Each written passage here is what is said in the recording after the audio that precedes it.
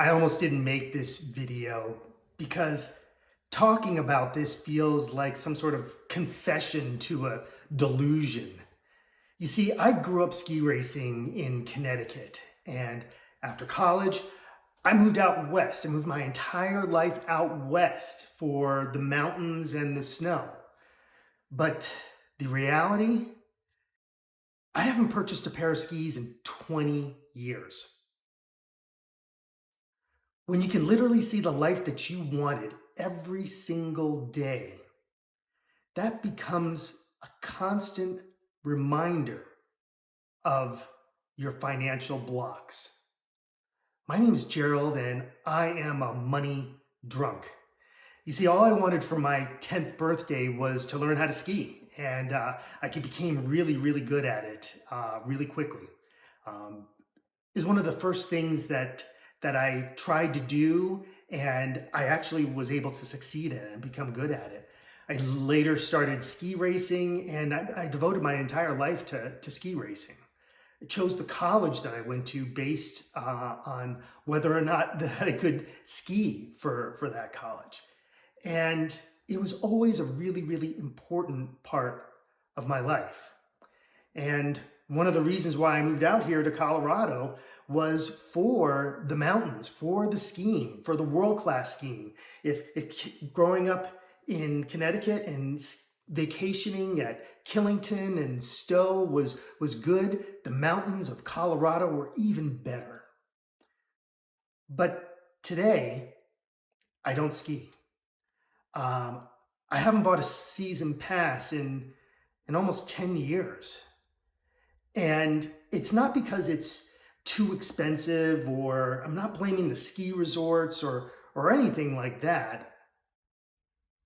I'm putting the onus on myself.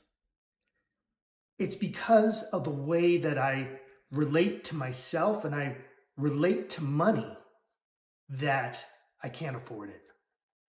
It's almost as if I don't even deserve it. You see, when I was a boy, skiing was just absolutely magical to me. And especially ski racing, that was the first time that I felt this intense concentration and this feeling of flow, this pure feeling of flow when I was on the snow with my skis beneath my feet and carving those perfect turns. And I was really able to perfect that craft. People would look down from the chairlift and watch me ski. I was that good. And today, I haven't been able to afford it at all. Like I said, I haven't bought a ski pass in over 10 years. And it feels really, really painful today to have something that I loved so much, something that I devoted my life to, something that was such a big part of growing up for me, to have to be able to look at the mountains, which are gorgeous and which are beautiful. And I'm in awe every time that I look at the mountains here. But it's also a reminder of how I'm not living up to my best self each and every day.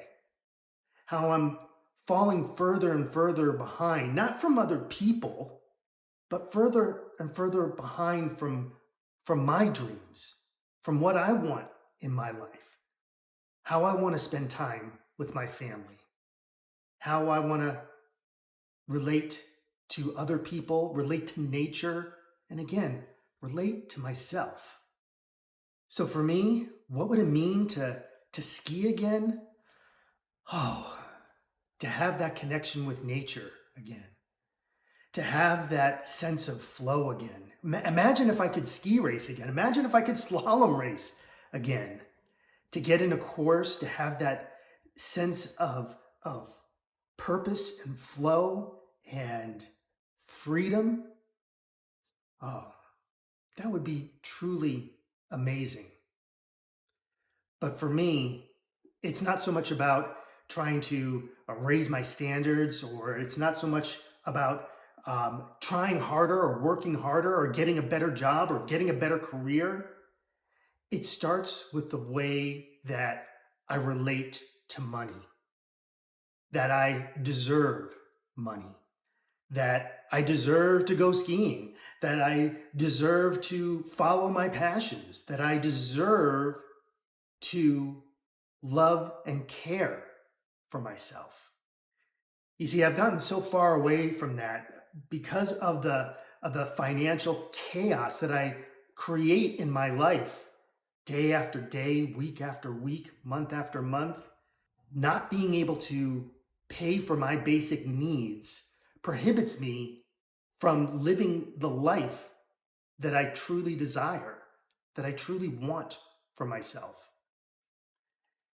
And it all starts with, again, not getting a better job, not a new career, but taking that next step. Showing up for the work that I have today as the best version of myself.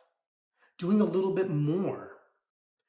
Instead of saying that I can't and that I'm not capable, saying to myself that I can, that I'm worthy of doing this job, that this job is worthy of me. And the more and more that I'm able to say those things to myself, the more and more that I'll begin to believe in myself. This is coming from inside of me. And I don't need to change the world outside. I need to change my world inside. So, how do I do that? How do I do that? I'm not really sure. I don't know. I know that beating myself up has not been working. That doesn't work for me. That works for some other people.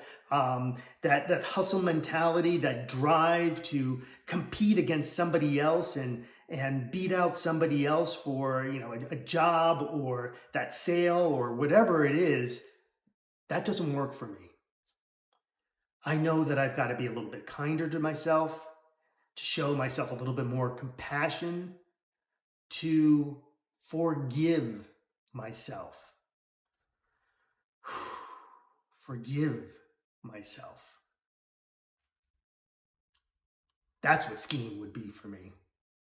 It would be a way of saying, Gerald, I forgive you. I forgive you for all the mistakes that you made. Not to say that it's okay to continue to make those mistakes, but I forgive you for the way that you felt that you had to live in order to be loved. And definitely skiing for me would be one beautiful way to show that I do love myself. Again, I'm doing this in real time.